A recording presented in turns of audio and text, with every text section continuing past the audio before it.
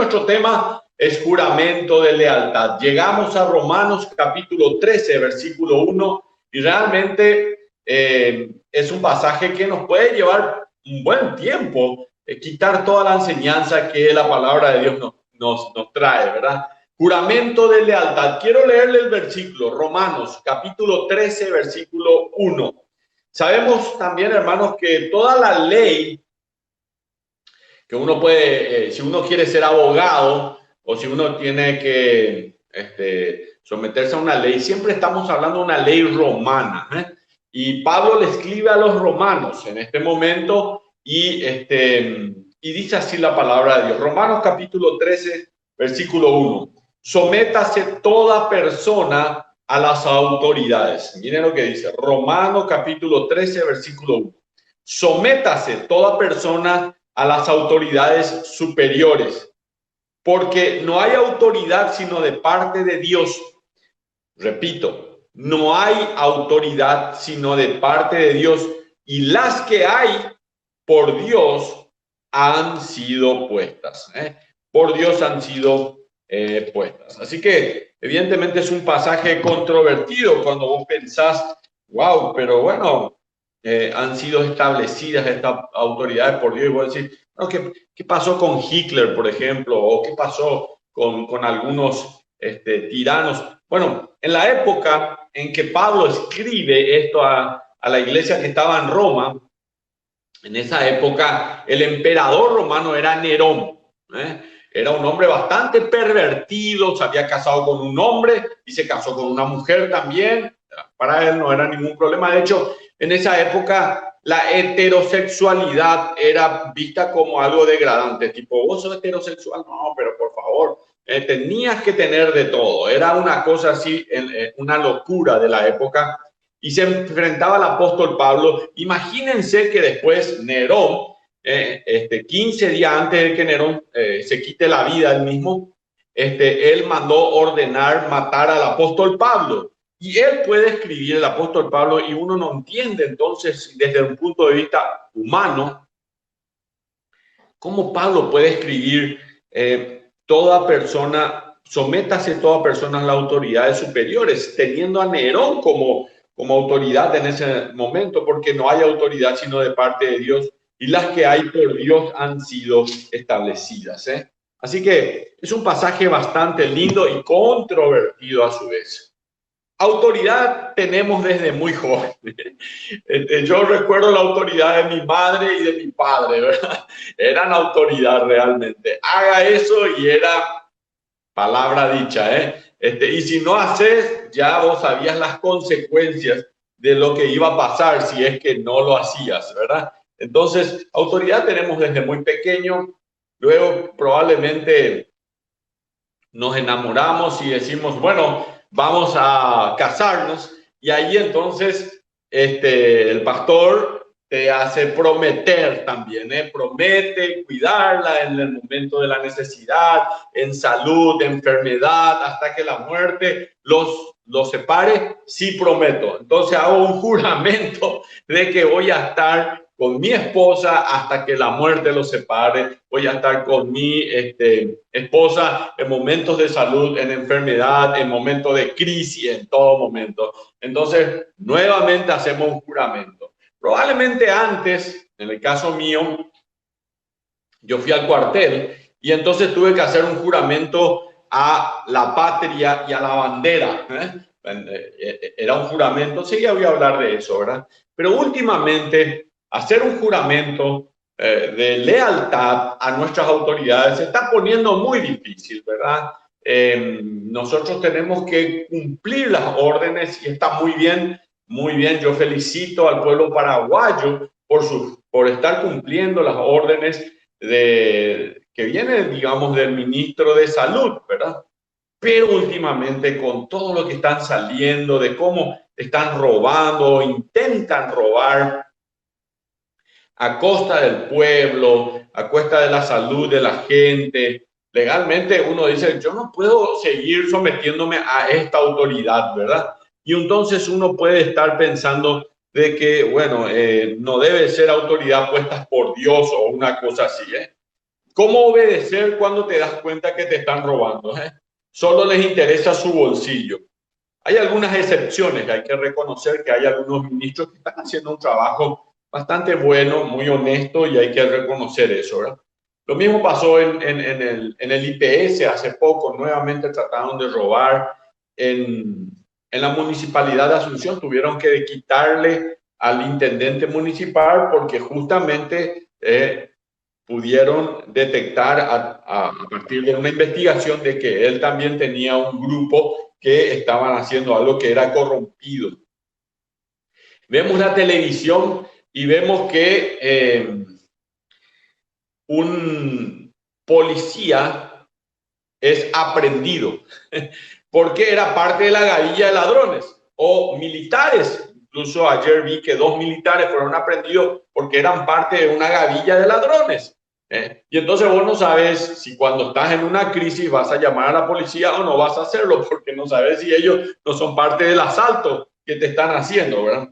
En el cuartel me pasó que yo tenía que jurar a la patria y a la bandera. Eran juramentos que hicieron miles de personas en el mundo a sus propias patrias, pero nosotros acá en Paraguay miles también. Y eso los llevó a quizás a guerra y a morir por la patria y a morir por la bandera, etcétera, ¿verdad? Nuestro himno nacional dice, paraguayos, república o muerte, ni opresores, ni siervos alienta. Y hay otra canción muy famosa que dice, patria querida, somos tu esperanza, te juramos dar nuestro valor, será, luego dice, será ya nuestros pechos en la muralla, cuando vamos a atajar al enemigo que viene hacia nosotros. Libre será, patria amada, mientras tengamos el rubí, es una piedra preciosa, muy linda, el rubí, de nuestra sangre derramada, triunfante allá en Curupaytí, que es una de las batallas más memorables de los paraguayos. Dice el lema de valor que siempre ha de seguir la raza paraguaya es vencer o morir. Y uno piensa el juramento a la patria, el juramento a la bandera, y piensa en ese tiempo realmente. También algunos le juran lealtad a su club deportivo, los olimpistas al Olimpia y los cerristas a los cerristas. Incluso hay gente que murió por su juramento de lealtad realmente. Yo tengo muchas anécdotas, esto va a ser muy largo si comienzo a contar anécdotas, pero bueno, tengo varias de esas, ¿verdad? Pero exigen una lealtad también, exigen. Nos casamos para ser fieles, para vivir juntos, y es para que lo hagamos hasta que la muerte nos separe, ¿verdad? Estoy investigando durante este día, hablando un poquitito de este pasaje bíblico, y investigué cómo fue el juramento a la lealtad de la bandera de los Estados Unidos de América, porque bueno, estaba buscando esto y me apareció, ¿verdad?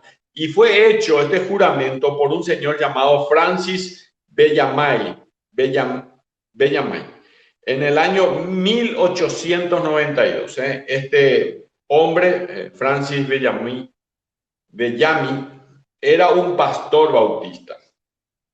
Él estaba influenciado en gran manera. Le leo un poco los comentarios sobre este juramento de lealtad a la bandera norteamericana, ¿verdad?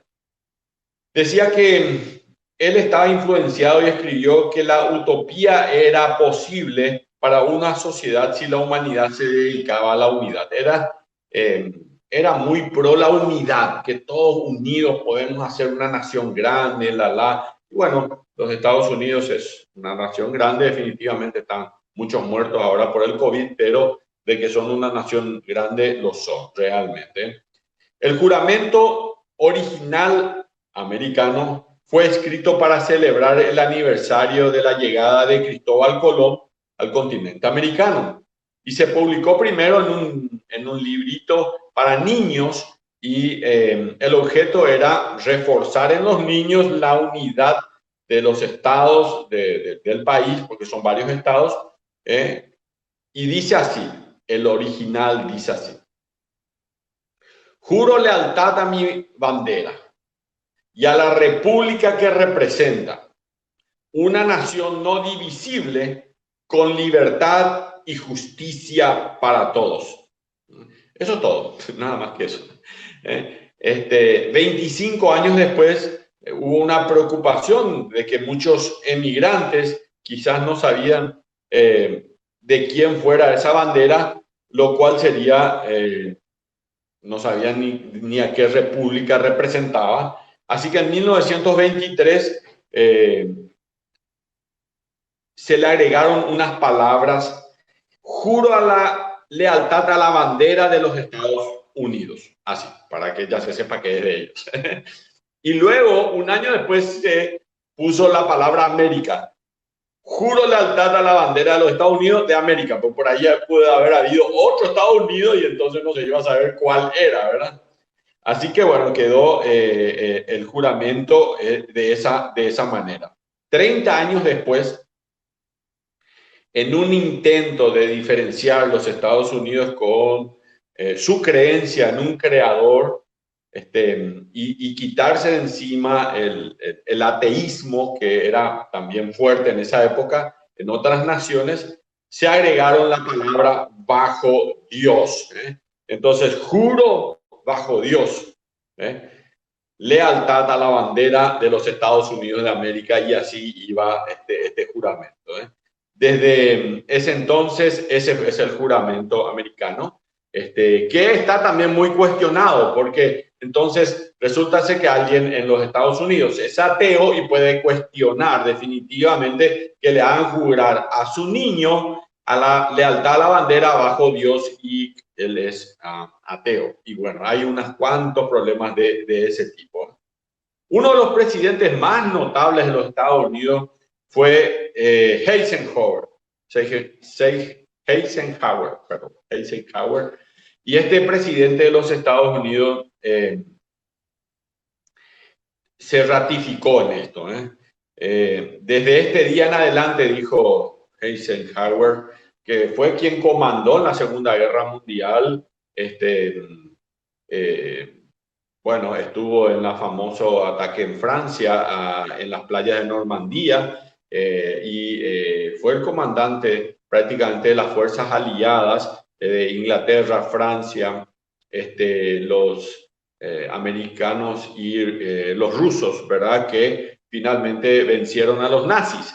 Bueno, Eisenhower fue presidente de la República después. Y él dijo así: desde este día en adelante, millones de nuestros niños en las escuelas recitarán a diario este juramento y oración patriota a lo largo y ancho del país. Él fue quien puso bajo Dios. Él era un hombre de familia cristiana, entonces le pareció que eso faltaba en ese juramento, ¿verdad? No era una disculpa, era vamos a hacerlo a esta nación bajo Dios. Hoy hace más de 50 años ya desde que Eisenhower haya aplaudido este nuevo juramento, y esto es un problema, es una controversia por aquellos ateos que están, digamos, diciendo, bueno, yo también tengo hijos y yo no quiero que mis hijos tengan que jurar bajo Dios. Puedo jurar a la bandera si vos querés, pero no bajo Dios, porque no creemos en Dios, ¿verdad? Y hay algunos problemas realmente. Miren, hermanos y queridos amigos, no hay duda de que vivimos en tiempos difíciles. Por eso el apóstol Pablo en 1 Timoteo capítulo 2, versículo 1 y 2, dice, ¿qué quieren decir los apóstoles cuando nos dicen que tenemos que vivir quieta y reposadamente? Eso dice 1 Timoteo. Dice que oremos a Dios y oremos por las autoridades para que podamos vivir quieta y reposadamente. Esa era una de las cosas. También escribió Pablo a Tito en Tito 3:1 que ser sumisos a los líderes y autoridades. Y en 1 Pedro, ya el apóstol Pedro ahora dice, y sujetarse a todas las instituciones humanas, incluyendo los gobernantes y emperadores. En 1 Pedro capítulo 2, versículos 13 y 14. ¿Hubo algún momento en que los apóstoles se rebelaron a las autoridades? Sí. Sí hubo. En un ratito más, les voy a contar. ¿Qué quiere decir Pablo en Romanos 13:1 que lo leímos hace poco? Sométase, dice Romanos 13:1, toda persona a las autoridades superiores, porque no hay autoridad sino de parte de Dios, y las que hay por Dios han sido establecidas.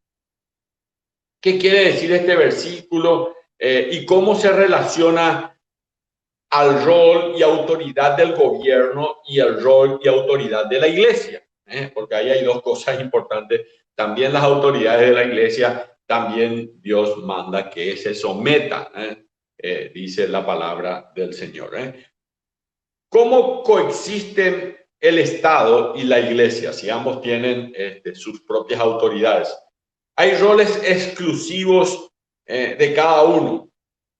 Evidentemente, Pablo creía que el gobierno de Nerón fue establecido por Dios. A pesar de quién era Nerón y no saber por qué Dios pone y permite a un emperador como Nerón, ¿verdad? ¿Por qué no sé, no le comieron los gusanos y se murió, ¿verdad?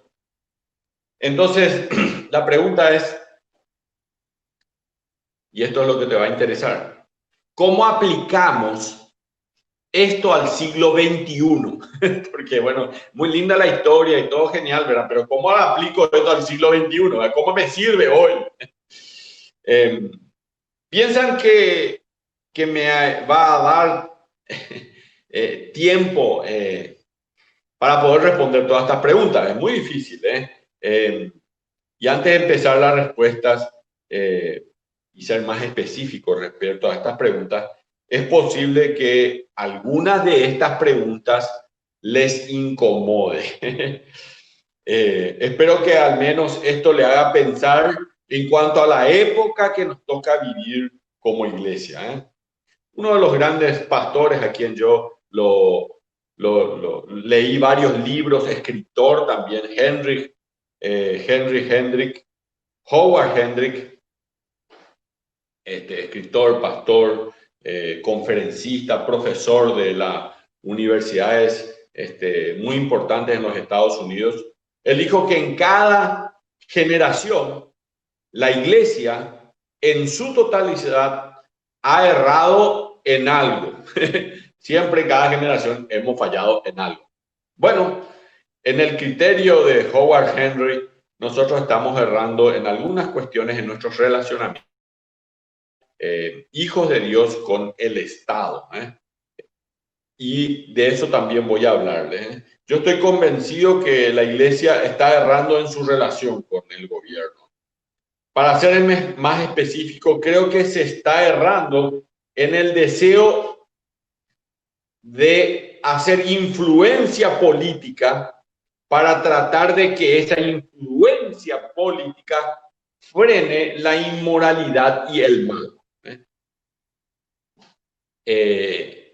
Y pienso que hemos llegado al punto en el cual el Estado está también confundido en cuanto a su relación con la iglesia. No creo que los fundadores de distintas naciones hayan querido que existiera un muro separado entre la iglesia y el Estado, ¿verdad? Por ejemplo, en los Estados Unidos, los personajes involucrados en la fundación de esta nación querían que la iglesia estuviese protegida por el Estado, y que el Estado imponga una religión. Bueno, esa era su idea. Hoy día no es así, ¿verdad? Acá también en Paraguay hubo una religión que se nos imponía durante un periodo de dictadura y luego ya nos fuimos a ser un Estado laico, ese que nos abrimos de eso, ¿verdad? En vez de proteger esto a la iglesia del Estado, muchos interpretan que se debe quitar la influencia de la iglesia hacia la sociedad. O sea, la división entre la iglesia y el Estado ha pasado a ser una separación del Estado de Dios. Ahora el Estado también se separa de Dios, ¿verdad? Lo cual no es la idea, ¿verdad? La Constitución está siendo usada para el beneficio de pocos y para distorsionar algunas cosas. Uno, por ejemplo, tiene derecho a insultar pero no se puede usar el nombre de Dios de manera respetuosa. Y uno no puede estar insultando a Dios y que definitivamente todo sea permitido, ¿verdad? Debería haber una forma de proteger ciertas cosas. Lo único que hace que la gente deje de lado lo políticamente correcto y deje de negar a Dios son los desastres naturales y las pandemias. Así que entramos un poco al tema en tiempo de crisis, como el coronavirus, ¿verdad? Entonces, cuando algo pasa, hasta los políticos entran y en escena pidiendo que oren por los afectados y por los demás. Nosotros vimos videos de Marito pidiendo oración, que oren porque eso nos va a proteger, y de otros también políticos pidiendo oración.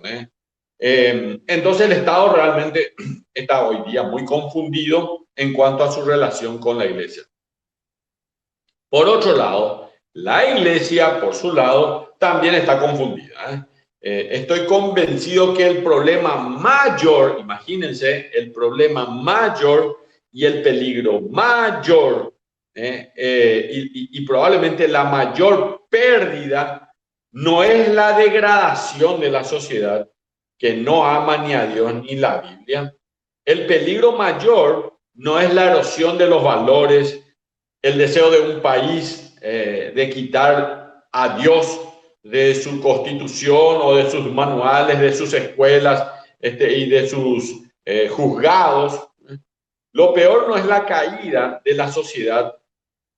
Lo peor, y escúchenme bien, lo peor es la distracción de la Iglesia y el desvío de los recursos de la Iglesia y de sus objetivos hacia cuestiones que no van a hacer nunca una diferencia en este país ni en el mundo entero. Así que repito, se trata de la Iglesia dejando su primer amor. Eso es lo peor. La Iglesia que deja su primer amor. Una Iglesia que parece crecer y que parece creer también que el hacer un discípulo, escúchenme bien, a la vez no es victoria suficiente. El hacer un discípulo a la vez no es victoria suficiente. La Iglesia pierde su brújula. Si el mandato del Señor es hacer discípulos a las naciones, ¿por qué yo pierdo la brújula? Es porque me estoy ensimismado en mí mismo y en los problemas y en las crisis que están sucediendo, cuando el objetivo de Dios no es todo el mundo solamente como objetivo, sino tu vida. Él está pensando en vos y a Él le importa a vos. Y es cierto que le importa al mundo porque Jesús murió por todos en la cruz del Calvario para dar vida eterna, pero Él le importa tu vida. Si Jesucristo no fuera así y Él hubiera empezado una iglesia en la actualidad y tuviera finalmente 12 discípulos, de los cuales uno de ellos va a ser un rebelde que lo va a entregar, Jesucristo como pastor y como, digamos, impulsor de una iglesia hubiera sido un fracaso para muchos. Pero sabemos que no, ¿verdad? Hoy día entendemos realmente. ¿Por qué Jesucristo se enfocó en 12 personas? ¿Por qué esos 12 eran lo que realmente para él era el éxito en su vida como buen pastor? Porque la Biblia dice que Jesús es el buen pastor, ¿verdad? La iglesia ha confundido mucho en su relación con el Estado y su postura en cuanto a los temas actuales. La pérdida más grande de esta generación es la perspectiva y propósito de la iglesia, que ha llegado a la conclusión errónea de que un país fuerte es lo mismo que una iglesia fuerte. Y que una victoria conservadora, atiendan lo que quiero decir con eso. En el gobierno, en el país, nuestra constitución protege la vida y protege a la familia, que está constituido por un hombre y una mujer. En la Cámara de Diputados y en la Cámara de Senadores han tratado de cambiar esto, han tratado de que sea libre el aborto y han tratado de hacer como también pasó en Argentina, como ha pasado en un momento en Brasil y como pasa hasta ahora en Chile. Sin embargo, nuestro país, su constitución nos cubre, digamos el derecho a la vida de también el infante, del bebé, y también cubre el hecho de que la familia está representada por un hombre y una mujer, ¿verdad? Entonces hay mucha gente que cree que con eso ha logrado, es una victoria conservadora, ¿verdad? Paraguay es un país conservador, bastante conservador, y eso es muy bueno. Y muchos creen que con eso han logrado una cosa importante, que una cultura moral es necesaria para que la iglesia tenga impacto espiritual. ¿Por qué? ¿Por qué una cultura moral va a ser importante para un impacto espiritual? Nuestra relación con la sociedad no es algo que tenemos que reformar, sino que hay que redimir, porque a eso vino el Señor Jesús, a salvar lo que se había perdido. No es que hay que reformar, no es que hay que mejorarla un poquitito, hay que hacer que sean nuevas criaturas, que nazcan de nuevo, eso dice la palabra del Señor. No debemos olvidarnos que un hombre con una buena moral puede morir y ir directamente al infierno, por más que sea una persona de buena moral. Si él no conoce a Cristo como su Salvador personal, lo mismo que una persona inmoral, una persona moral va al infierno, porque la diferencia de quién va al cielo y va al infierno es el Señor Jesucristo. Él es el camino, la verdad y la vida. Lo vimos en Romanos capítulo 2, estamos estudiando el libro de Romanos. Romanos capítulo 2 habla de la gente moral, que era una maravilla, pero va camino al infierno. La Biblia dice, esta es la condenación. La luz vino al mundo, los hombres amaron más las tinieblas que la luz. Juan capítulo 3, lo que le estoy diciendo, porque sus obras eran malas. Pero el Señor Jesucristo dice ahí mismo en Juan 3, 16, de tal manera amó Dios al mundo, que ha dado a su Hijo unigénito, para que todo aquel que en él cree no se pierda, mas tenga vida eterna. Y allí Juan nos relata la historia de un hombre llamado Nicodemo, que vino a Jesús de noche, era un hombre intelectual, y él le dijo, Rabí, le dijo a Jesús, maestro significa Rabí, sabemos que has venido de Dios como maestro, porque nadie puede hacer las señales que tú haces si no está Dios con él, y más vale, Jesús es Dios. Y Jesús le respondió, sin darle vuelta, sin merodear, sin pensar en los problemas que quizás Nicodemo tenía, le respondió así, te es necesario nacer de nuevo. Mira, si querés llegar a la verdad, necesitas nacer de nuevo. Si querés llegar a conocer a Cristo, necesitas nacer de nuevo. Si querés llegar a tener el perdón de tus pecados, necesitas nacer de nuevo. Y si querés llegar al cielo y a la vida eterna, necesitas nacer de nuevo. Y si querés llegar a resucitar un día, necesitas nacer de nuevo. Nicodemo no le entendió. Él dijo así, ¿puede un hombre nacer siendo viejo? ¿Puede acaso entrar por segunda vez en el vientre de su madre y nacer? Jesús le dijo, lo que es nacido de la carne, Nicodemo, carne es. Y hoy te dice Dios y Jesús a tu vida, lo que es nacido del Espíritu. Espíritu es, así que no te maravilles, Nico, que te es necesario, que te dije, que te es necesario nacer de nuevo. Y hoy, este es el momento en el cual Dios también te dice a vos, te es necesario nacer de nuevo. Si querés cambiar tu vida, Dios no quiere mejorar, quiere darte una nueva vida. No quiere mejorar lo que ya tiene problema, quiere darte una nueva vida. Para eso necesitas tomar la decisión de decirle al Señor Jesús, ven a mi vida, ven a mi corazón.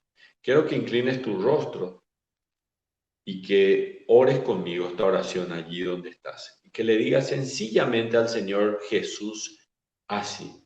Señor Jesús, quiero nacer de nuevo. Te pido perdón y me arrepiento de corazón de mis pecados. Y hoy acepto en mi corazón a Jesús como mi Salvador personal. Me entrego en las manos de Jesús, completa, total y absolutamente, para que Él me dé una nueva vida. En el nombre de Jesús. Amén. Me gustaría que si hiciste esta oración conmigo, ahora en un minuto nada más allá abajo, escriban tu comentario diciendo, yo oré, pastor, contigo, acepté a Jesús, yo quiero una nueva vida.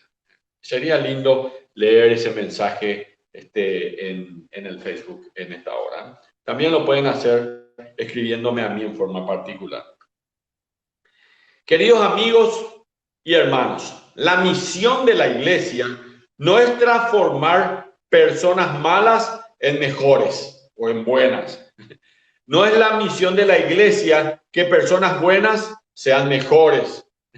No es esta la misión, sino que nuestra misión es llevar a personas a Cristo y hacer que ellos se transformen en verdaderos seguidores del Señor Jesucristo, en verdaderos discípulos del Señor Jesucristo. Esta es la misión de la iglesia. Por eso el Señor Jesucristo, cuando estaba por subir a los cielos, se encuentra con sus apóstoles y le dice, id y predicad el evangelio a toda criatura. Marcos 16:15. Id y haced discípulos a las naciones. Mateo 28:19.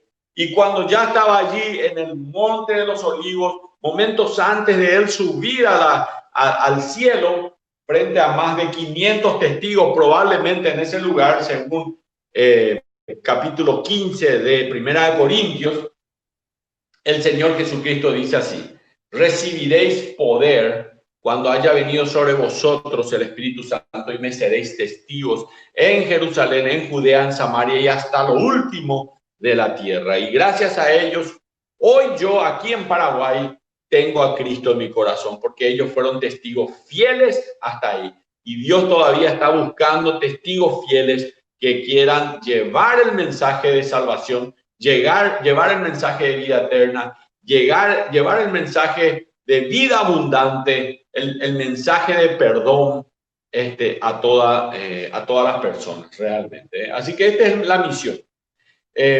Los políticos, hermanos, jamás podrán alcanzar este fin. El Estado no tiene el equipamiento, ni aunque pongan millones de dólares, no van a poder tener el equipamiento necesario para poder ser efectivos en esta tarea. Solo el Evangelio da una nueva naturaleza, solo el Evangelio da una nueva vida. Así que es muy importante que tengamos en cuenta esto. Nosotros tenemos un esfuerzo muy grande por hacer que realmente esas cosas sean así. Muchas veces pensamos que las cosas deberían haber una ley para prohibir el alcohol a los menores de edad, una ley para prohibir el cigarrillo o que se le cobre muy caro, otra ley para prohibir las drogas, etcétera, etcétera, ¿verdad? Pero la meta de la iglesia nunca fue hacer estas leyes. La meta de la iglesia nunca fue lograr que el agricultor fuera ilegal. Si bien sería bueno que siga siendo ilegal para los menores, ¿verdad? Pero la misión, la energía, la inversión de la iglesia de fe en Jesucristo no es y no será limpiar los malos de la sociedad, sino evangelizar a la sociedad. Imagínense, hermanos, si es que en el Paraguay o en nuestro país la homosexualidad sea ilegal, los abortos sean un crimen, las relaciones sexuales extramatrimoniales sean inaceptables. Se pueda orar y leer la Biblia en todos los colegios y en cualquier lugar donde queramos. Que los 10 mandamientos pudieran estar presentes en cualquier juzgado. ¿Qué pasaría si todo eso se concreta? ¿Creen ustedes que por eso la gente iría al cielo? ¿Ustedes creen que la iglesia habría avanzado en su misión? No. Por eso, la batalla actual de la iglesia es llevar a más personas al conocimiento de Dios, al conocimiento de su palabra y a creer en Cristo como su Salvador personal. Nuestra libertad tiene que estar dada también en los votos, hermanos. Es importante poco porque este versículo bíblico nos habla de eso, de elegir bien nuestras autoridades. Por eso yo formo parte de un grupo que tiene una fanpage que se llama Vota, Vida y Familia. Y bueno, nosotros nada más queremos salvaguardar que se pueda tener un grupo que trate de mantener ciertas cosas de la Constitución Nacional, como el tema del aborto y el tema de la familia, ¿verdad? Que es muy importante. Y desde luego, cada vez que eso se aprueba o que por lo menos se defiende, nos gozamos mucho porque es importante, ¿verdad? Pero quiero decirle algunas cositas sobre este tema. Miren, supongan ustedes que tienen un cerdo en su casa y ustedes deciden darle a este cerdo un buen baño, ponerle un moñito acá, ¿verdad?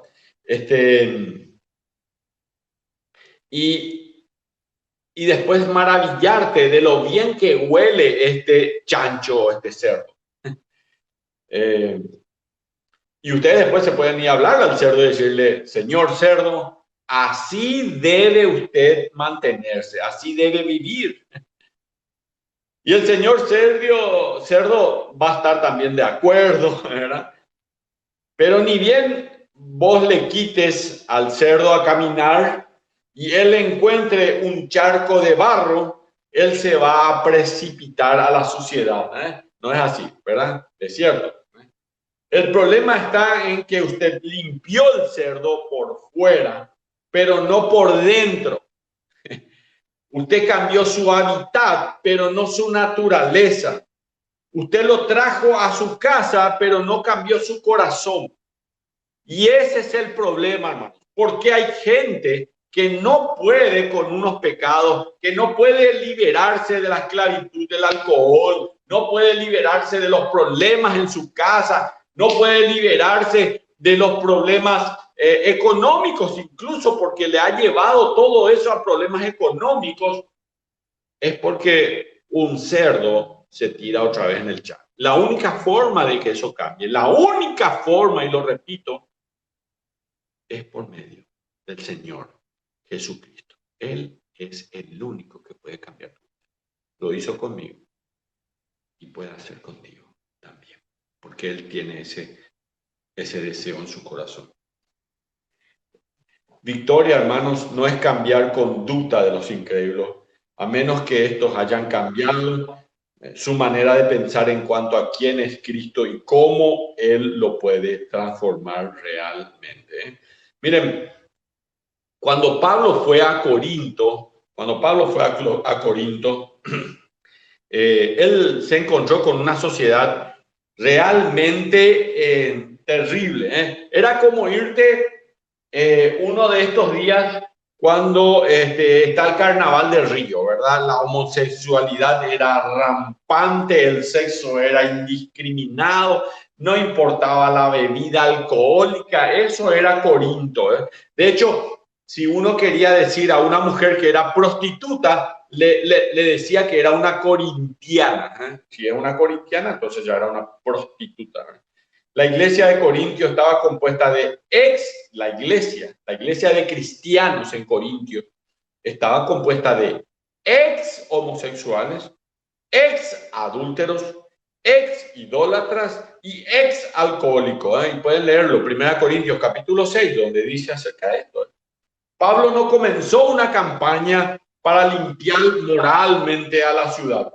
Nunca organizó grupos de personas para votar por algún candidato cristiano, por decirlo. Sin duda los creyentes se harían escuchar en cuanto a eso, en contra de la idolatría, los creyentes en contra del adulterio, en contra de las perversiones sexuales, pero la misión de la iglesia no era limpiar Corinto, sino entregar el evangelio a los corintios. Y una vez que ellos tomaban una decisión, pasarían a ser nuevas criaturas en Cristo Jesús, ¿eh? Pablo escribió a algunos oficiales de César, ¿eh? Si ustedes leen Filipenses capítulo 1, dice que el evangelio, mis presiones se han hecho patentes. Filipenses capítulo 1, leen ahí por el 11, 12. Pablo dice, mis prisiones se han hecho patente en Cristo en todo el pretorio. Imagínense, el pretorio es la gente que rodeaba a César y a todos los demás, ¿eh? Y decía después, la mayoría de los hermanos, tomando ánimo por esto, se atreven a hablar mucho más la palabra sin temor, ¿eh? Esta era la iglesia de Filipenses, ¿eh? Pero Pablo no escribió acerca de conspiraciones, ¿eh?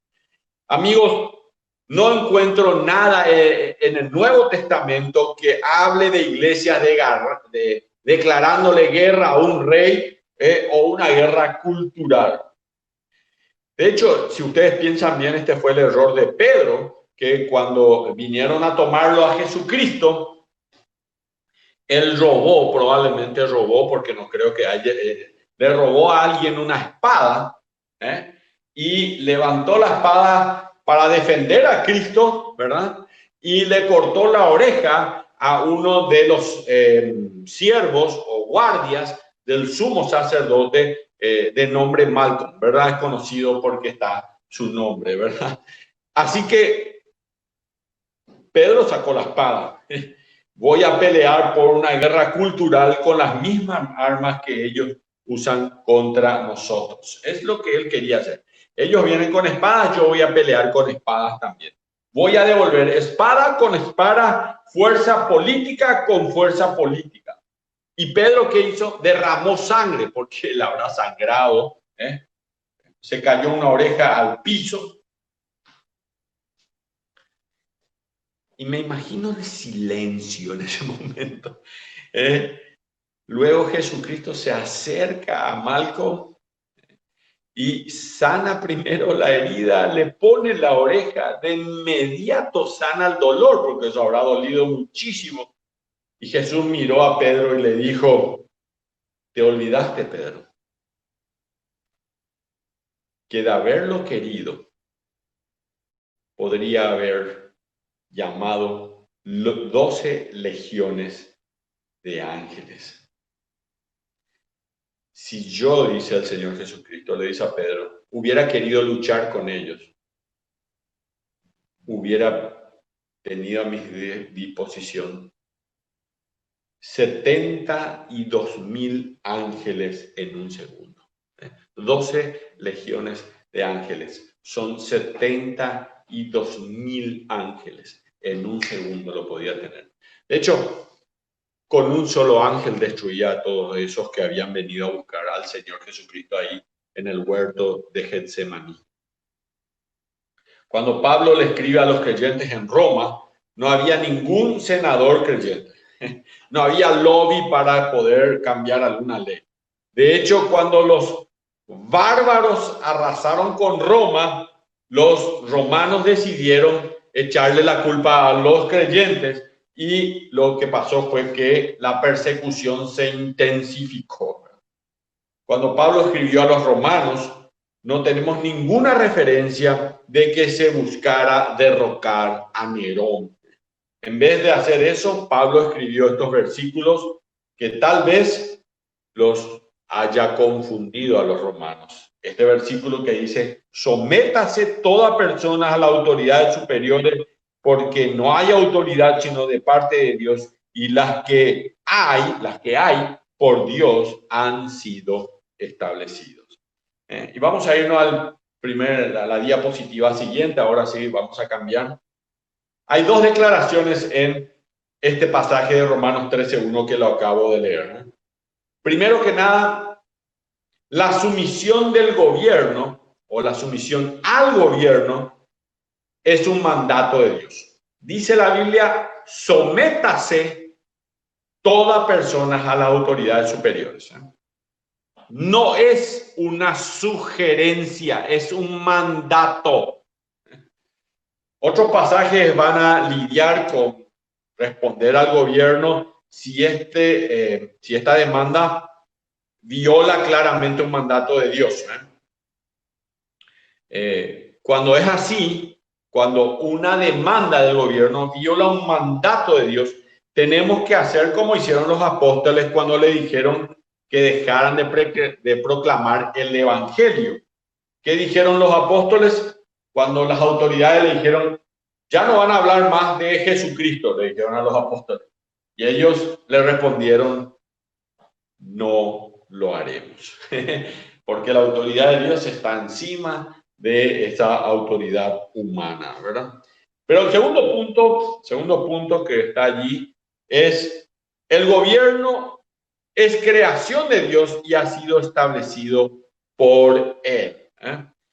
Pablo dice en el versículo 1 también: porque no hay autoridad sino de parte de Dios, y las que hay por Dios han sido establecidas. Vamos a analizar este versículo con más profundidad para ver bien si es lo que Pablo nos quiere decir. Pero hay algo que es muy claro. Si Pablo estaba hablando de Nerón y de Roma, con su cultura idólatra, ¿qué significaría esto para nosotros? Si vamos a la siguiente diapositiva, vamos a hacer algunas observaciones sobre Romanos 13:1. Hay 5 cosas que me gustaría, compartir con ustedes acerca de Romanos capítulo 13, versículo 1. La primera de ellas es que el creyente debe obedecer las leyes civiles del gobierno más allá de cuál sea la respuesta del gobierno al evangelio. Yo tengo que obedecer. La segunda cosa es que no debemos creer que se necesita un gobierno o una nación moralmente correcta para tener una iglesia pujante. Si hay una buena nación, nuestra iglesia va a crecer. No va a pasar eso.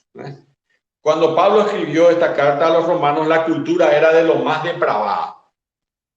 No existían normas sexuales, la heterosexualidad era anticuada y el emperador se casó con un hombre, con una mujer, la pedofilia era normal, el adulterio también, y la idolatría era rampante. Imagínate que escriba un versículo así a los romanos con ese tipo de autoridades enfrente, ¿verdad? Este era el siglo en el cual Dios decidió que pondría una iglesia y que plantaría una iglesia en Corintio.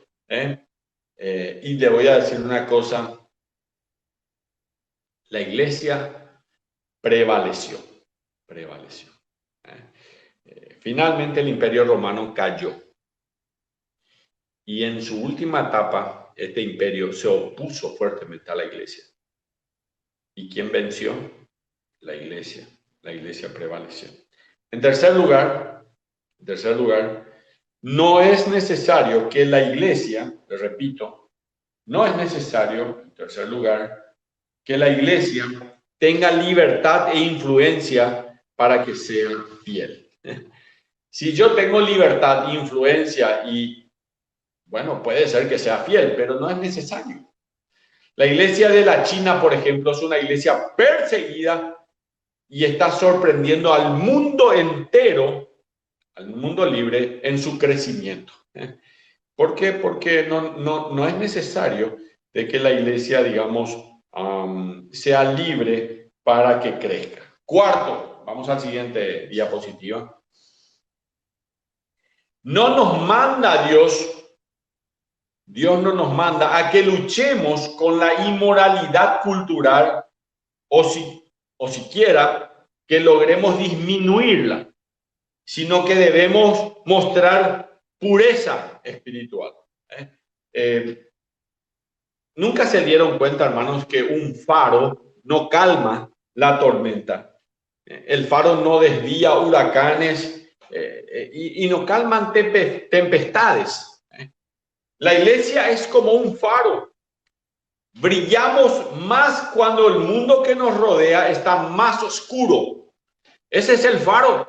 Si hay buena luz, nadie ni se da cuenta, está el faro. Pero mira que cuando las tinieblas son muy densas, ahí el faro es más fuerte, su luz brilla más. Brillamos más cuando el mundo que nos rodea está más oscuro. Y el quinto punto de hoy, nunca se nos manda a depender en Dios y a la vez aferrarnos a la esperanza que la tendencia del mundo se va a revertir. No podés estar aferrada o aferrado a la esperanza que la tendencia del mundo se va a revertir. Esto va a empeorar, no va a mejorar. Es así. El momento en que creemos esto va a desafectar el propósito y la misión de la iglesia, que es la de hacer discípulos uno a uno, individualmente. Vamos a enfocarnos entonces en este momento en darle, vamos a enfocarnos en darle otro propósito a la iglesia. Es como tratar de ponerle moño al cerdo. Una corbatita también le pueden poner si quieren. Y tratamos de que esté limpia. Ese ejemplo es lo mismo que si queremos nosotros pensar que podemos revertir con leyes este mundo. La única forma que este mundo cambie es por medio del mensaje del Evangelio. En un minuto más le voy a hablar acerca de esto. El versículo más adecuado para restaurar la misión del creyente en nuestra época está en 1 Timoteo. Pablo le habla a Timoteo, un joven pastor, y él le dice en 1 Timoteo capítulo 2, versículo 1 al 3, exhorto ante todo, dice la Biblia, a que se hagan rogativas, oraciones, peticiones y acciones de gracias por todos los hombres, por los reyes, por todos los que están en eminencia, para que vivamos quieta y reposadamente en toda piedad y honestidad, porque esto es bueno y agradable delante de Dios nuestro Salvador. La iglesia con los compañeros de oración estuvo orando hace unos minutos por nuestras autoridades, justamente. Nadie, nunca van a encontrar una mínima sugerencia de que debemos luchar contra el Estado con las mismas armas que ellos usan, que hay que atacar al poder con poder o que tenemos que hacer marchas o boicot. La Biblia no nos enseña esto. Y voy a una conclusión, vamos a la última diapositiva. Quiero ir a una conclusión. ¿Cómo transformo mi vida? Alguien me preguntó hace unos días atrás, ¿cómo hago para transformar mi vida? Porque yo leo la Biblia, incluso me voy a una iglesia, pero no puedo cambiar. ¿Cómo transformo mi vida? ¿Cómo transformo mis hábitos? ¿Cómo transformo mi corazón? ¿Cómo transformo mi familia? Hermana, hermano, vos tenés problemas en tu casa. ¿Cómo hago? ¿Cómo transformo mi barrio, mi país, mi nación? ¿Hay algún poder para hacerlo? ¿Tiene el creyente autoridad para hacerlo? Y el siguiente diapositiva tiene la respuesta a esto. Y dice así: 5 poderes que tiene el cristiano para lograr la transformación. Poder número 1, el poder del evangelio. Romanos capítulo 1, versículo 16 dice: porque no me avergüenzo del evangelio, porque es poder de Dios para salvación. Es un poder que es poder para salvación. Transforma el evangelio, transforma perdidos en salvos, transforma condenados en libres, transforma las tinieblas en luz, transforma el infierno en cielo, transforma pecadores en santos. Eso hace el evangelio. Entonces, el primer poder que tiene el creyente es el poder del evangelio. No me avergüenzo del evangelio porque es poder de Dios. El segundo poder que tiene el creyente es el poder de la resurrección. Filipenses capítulo 3, versículo 10 dice: a fin de conocerlo, el poder de la resurrección. ¿Qué poder es este? Es el poder sobre la muerte, como dice 1 Corintios capítulo 15, versículos 54 y 55, que dice así. 1 Corintios capítulo 15, versículos 54 y 55. Y cuando esto corruptible, dice la Biblia, se haya vestido de incorrupción, y esto mortal, mi cuerpo, se haya vestido de inmortalidad, porque voy a vestirme, dice la Biblia, de inmortalidad. Entonces se cumplirá la palabra que está escrita: sorbidas la muerte con victoria. ¿Dónde está, oh muerte, tu aguijón? ¿Dónde, oh sepulcro, tu victoria? Este poder nos alienta a vivir, nos alienta a tener la mira, los ojos en las cosas de arriba y no en las terrenales. Es el poder de la resurrección, es el poder sobre la muerte. Hermana, hermano querido, amigo que me escuchas, tener el poder de la resurrección, el poder sobre la muerte, es importantísimo para vivir una vida de seguridad y de tranquilidad. Aunque ande yo en valle de sombras de muerte, dice el Salmo 23, no temeré mal alguno, porque tú estás conmigo. Y en medio de todo esta virus, de gente muriendo, no temeré mal alguno. Amén. El tercer poder que tiene el creyente es el poder de la palabra de Dios. Y el poder de la palabra de Dios tiene el poder de las promesas de Dios. Porque Dios no es hombre para que mienta, dice Números capítulo 23, versículo 19, ni hijo de hombre para que se arrepienta. Dios no es hombre, Dios no miente. Él dijo, dice Número 23, y no hará. Habló y no ejecutará. ¿Qué se le puede oponer a Dios? Si Él dijo que va a hacer algo, es porque lo va a hacer. Dice el poder de la palabra de Dios. Juan capítulo 16, versículo 33, dice: estas cosas os he hablado para que tengáis paz. En el mundo tenéis tribulación, pero confiad, yo he vencido al mundo. Ese es el poder de la promesa, el poder de la palabra, tener la paz del cielo, tener la vida abundante, tener el gozo genuino, tener una fe genuina, tener un amor genuino, únicamente por el poder de la palabra de Dios, únicamente por el poder de la promesa de Dios, porque Él nos promete: deleítate, Salmo 37, asimismo en Jehová, y Él te concederá las peticiones de tu corazón. Miles de promesas que Dios tiene para tu vida. Qué bueno es tener el poder de la palabra de Dios. Qué bueno es tener el poder de la promesa de Dios. Pero hay un cuarto poder, que es el poder de Cristo que mora en nosotros. Hechos capítulo 5, versículo 31 dice: a Cristo, Dios lo exaltó a su diestra como príncipe y salvador para dar arrepentimiento y perdón de pecados. Ese poder es el que da arrepentimiento. Ese poder es el que da perdón de pecados, el poder de Cristo. Por eso Cristo tiene que venir y morar en tu vida para que haga una transformación. Y en quinto lugar y último está el poder del Espíritu Santo. Hechos capítulo 1, versículo 8 dice: pero recibiréis poder cuando haya venido sobre vosotros el Espíritu Santo, y me seréis testigos. Recibiréis poder.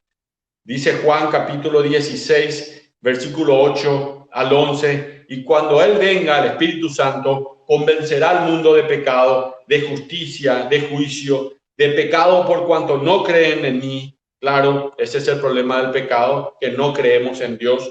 El de justicia, por cuanto voy al Padre y no me veréis más, y va a haber un juicio porque ahora Jesús también va a ser un juez en el tribunal, del gran tribunal, el gran trono blanco, y de juicio por cuanto el príncipe de este mundo ya ha sido juzgado y el juicio ya está. La Biblia dice en Juan capítulo 3, versículo 19, 20, 21, y esta es la condenación, ya hay juicio.